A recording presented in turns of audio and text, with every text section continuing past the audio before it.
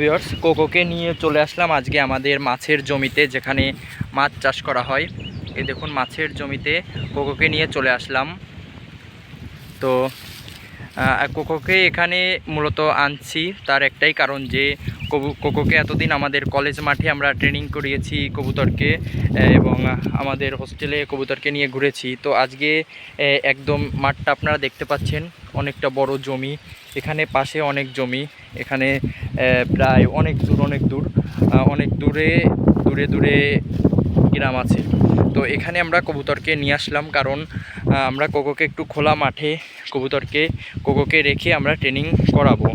তো আমরা কোকোকে এখানে রাখার পরে ডাক দিব যে দেখব যে কবুতর আমার কাছে আসে কি না।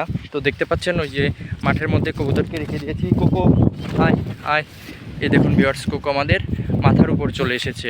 তো কবুতরকে যদি আপনারা এরকম করতে চান, তাহলে আপনাদের আমার ভিডিও ফলো করতে হবে।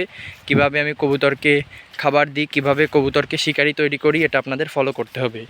কবুতরকে খাবার দিতে হবে এবং একটা সুন্দর এবং একটা ছোট বাচ্চা নিতে হবে, তাহলেই আপনার কবুতর এরকম শিকারি তৈরি হবে।